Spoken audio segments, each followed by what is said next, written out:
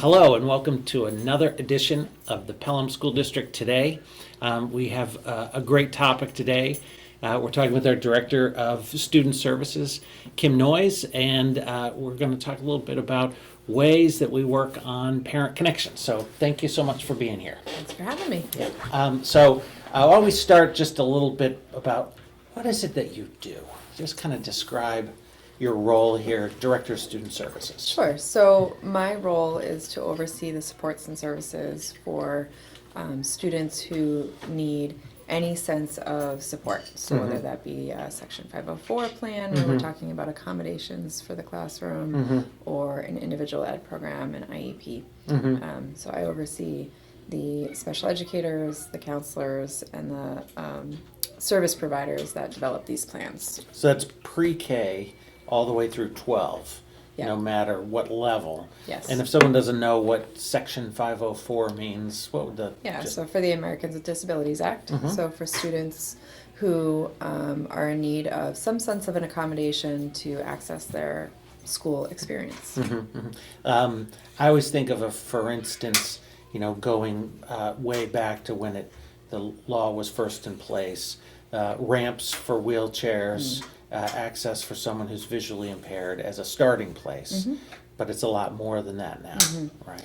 Yeah, so 504 is about allowing kind of that, providing that bridge, and IEP is this as well, but providing that bridge for students who just need that equal access to their curriculum. So it can be something very obvious, like a ramp to support a wheelchair. It can also be maybe supporting them by allowing extra time for their assignments because they need more processing time or more access to a support person to be able to retell the story and kind of talk through the situation if they're working on comprehension. Got it. All right, and so that is a lot, and I think I like the topic today because I have found in my work the most complicated part of figuring that out is working with parents. Yeah. So just talk with me start with like the basics. Yeah. So if I was a father and I had a child with a disability, like what are that needed help having equal access to school, just what do I do? Yeah, so the most integral part of a plan is allowing that collaborative effort between the family members and the student themselves and the school team members, and really having kind of this beautiful dance of communication and working togetherness. And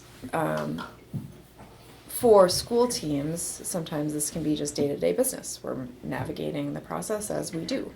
For families, this is sometimes the one and only time they're experiencing this process. Yeah, and you're vulnerable. Kid. Like it's my kid. You're I know vulnerable. You're as a family, you're vulnerable. You're sharing kind of some of your greatest worries about your most precious, family member. As a student, they're vulnerable. We're learning all about, you hear a lot of teams talk about what kids can't do and how we can help them have access. And so we're really working hard here to change that narrative and talk a lot about what kids can do when they have the right supports.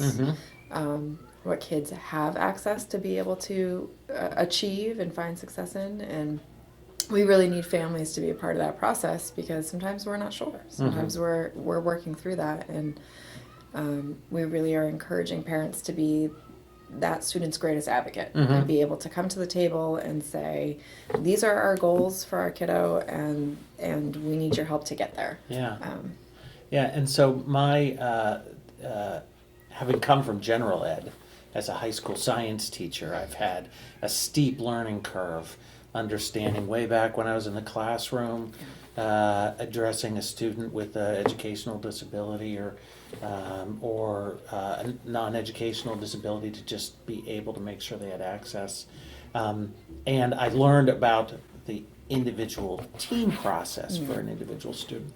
But you're doing some things now that are really trying to consider parent input at the system level. Yeah. Just talk to me a little bit about that. Yeah, so we're starting, we're working with a group called the Parent Information Center, an organization. So the Parent Information... We call that PIC sometimes. PIC, we call that PIC. Yes. So PIC, so Parent Information Center. And they do a lot of collaborative work with the New Hampshire Ed Department and districts and families. So they're this really unique organization. And it's a New Hampshire. It's New Hampshire, yeah, New Hampshire PIC. So they put on trainings for staff, they put on trainings for family members, they put on like groups that help kind of bring people together. And so we partnered with them in the fall to start bringing together a parent group, so to speak, parent and caregiver group. And we're really starting from the ground up. So years ago, Pelham used to have a really robust parent group, collaborative group. And I think through the times of COVID, that kind of dismantled a bit. Yep. And so we're trying to bring it back. Putting that back. And redesigning it a little bit. And so we had 27 family members express interest in being a part of this group, which That's is great. fantastic. Yeah, that's really great. So we've had a harder time finding the consistency of people coming to the meetings. Yeah. Always a challenge. Always a challenge. Yeah. And, we're all busy families, and finding the exact right time that can work for everybody is probably impossible. But we are looking for input on what people would like to see. So if someone is watching this and say, I missed that, or I had intended to, is there a way that people could still get involved, or is it kind of too late? No, so we meet every third Tuesday of the month virtually. Third Tuesday of the month. Tuesday of the month. So I send out at least quarterly, but sometimes more often, whole parent emails to all families of students who are identified as having an IEP. And so if your student is in our student information system is having an IEP, then you get my quarterly emails that give resource updates and reminders or connections or whatever's happening in kind of that season.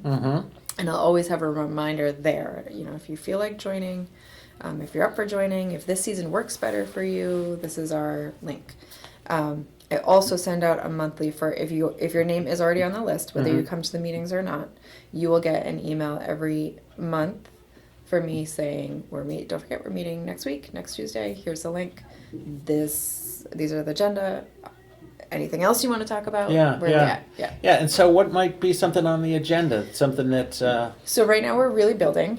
So right now we're talking about kind of our mission and our vision and some ideas of how to get what is it that the community needs from us. So we have several preschool families, we have several elementary families, and we have several families of students who are in schools that are out of district, where we don't have many middle school and high school families joining the meetings, but they're interested, so they're getting the emails. So am I understanding right that you are very interested in adding middle school and high school families if they... We would love to have middle school, high school families. We also recognize, life is a little bit different when you're in the middle school and high school level.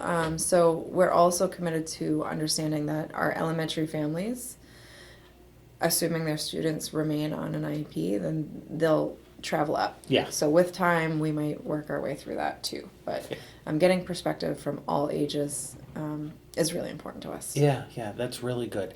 And so when those when they're participating, so this is, if I recall, this is really year one of having this reestablished. For sure. Can they anticipate that it's going to continue next year and the year after? Is this something we're committed to? Yep. So our meeting we had last week, we talked a lot about kind of what's next. So the end of the year, we're going to do kind of like a coffee chat, I guess, and invite people to be able to come in person and talk to us and ask questions, meet some of the main people of the district. And we're working on a couple of things. So over the summer, we'll be working on a website to be able to have quick, easy access, not only for resources, but also for the group and how to be a part of the group even if you can't join the meetings. Nice. So if anyone's really good at web design, we're looking for it. knoyes@pelhamsd.org. Yep. And then the very beginning of the year, some of our preschool and early elementary families were really recommended kind of like a meet and greet. So these are your building coordinators, these are your speech paths, these are your OT. We have one of our OTs joins our group every month, so she kind of gives that service provider perspective. Oh, that's nice. Yeah, and so we're very fortunate to be a nice, small, tight-knit community. So most kids who are in the elementary have the same consistent team members, give or take. But by the time you leave elementary school, you've got a whole new team. It's like starting from scratch. Right. Same thing preschool to kindergarten. So really being able to just kind of have a nice casual opportunity to just meet people in person. Right. And ask the questions you want to ask. Say, oh, this is going to be my son or daughter's case manager, occupational therapist. Or if I am stuck and I feel like the team's maybe not understanding what my concerns are, who's the right next person to ask that question to, and put those faces to names. Good. So one of the other things I wanted to ask about, setting aside parental involvement, is summertime. And so I know from my work and also just being a parent that we have this funny summer break. It's just how schools have run for a long time. And sometimes kids can slide in the summer, especially students with disabilities. And so tell us about the programming and what we do to try and address that. Yeah, so we have what's called ESY, or Extended School Year. Okay. And we always say, when teachers are gearing up for their break, special educators are getting busy again with their planning for their summer or for their students' summer. We have staff that don't necessarily work in the summer, but they do a lot of planning for what their student needs in the summer. So here in Pelham, we are very well staffed for our summer program, which is nice. That's not always the case for ESY. And so we are able to have a lot of flexibility in what kids have access to in the summer. So a student would be eligible for ESY if they either demonstrate significant regression when there's a lapse of time, so breaks, if you have a few weeks worth of time and then your student comes back and you're kind of reteaching that material because that time lost content, that would be one reason. Another reason would be if a student's really on the verge of a new skill or some new development, and we don't want to lose that momentum, we can offer ESY for a student who's just about to get there with something really, really profound in their development. And sometimes we do something... I didn't know that one. Yeah, yep. So that's really interesting. Yeah, yep. So if I assume that'd be a team decision too. Yep, still a team decision.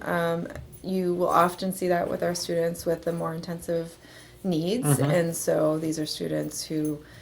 sometimes their development have these funny peaks and valleys, and if they're right about to get to this peak and then all of a sudden we're out for 4 weeks, see ya. It's like, well, all right, we'll try that again, and maybe we'll see them in November get that peak again. No, we don't want that, right? So we're going to really try to keep building on that so that when they hit September, they've had that practice still under their belt and they're familiar. Yeah, so these get posted and then the videos are up for a while. And so I just want to make a note. Today is April 21st?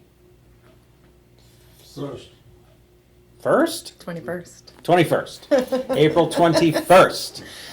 And so have all the parents had these discussions yet, or are they still ongoing? So best case scenarios, by April 15th, all decisions have been made. Understanding that there's always extenuating circumstances that could push our deadline out or bring it back. So mostly it's been made. Yep. And if someone's watching this and it didn't come up, it probably wasn't part of the team discussion. So and if ESY is always a part of a team discussion because it's there's a section in the IEP that is extended school year. So if you're in an IEP meeting and you realize you haven't talked about ESY, or maybe it's early in the year, ask the question. ask your team, when are we going to talk about ESY? Yeah. It might be very clean and clear that your student does not qualify, and the teams might have other great recommendations of different camps and things to keep your kiddo involved. Yeah. But if they qualify for school provided programming, then that should have happened by April 15th. And if it hasn't, then you should know when it's going to be. So there are, because of our infamous cyber shutdown, some of our teams are a couple weeks behind right now. So some of our teams may still be working on those decisions in the next few weeks. Got it. And so I'm going to put on a parent hat for a second. Yeah. What would I do as a parent if we've got a trip to see grandma who lives in Wisconsin for 2 weeks right in the middle of this? What do I do? Yeah. Can I not do ESY or? You should enjoy your trip to Okay. grandma. 'Cause Thank you. Kids need their family and they need their vacations.